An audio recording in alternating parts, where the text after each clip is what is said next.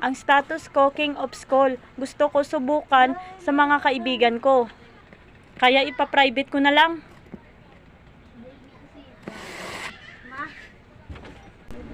Teka nak, anong status kinuha mo? Gardener po, Nay. Anong gardener? Wala ko anak, mababa status.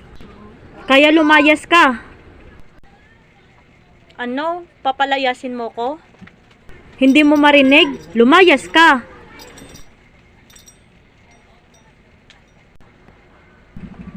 Ang saya sa status ko, friends. Teka, friend, ano kinuha mo?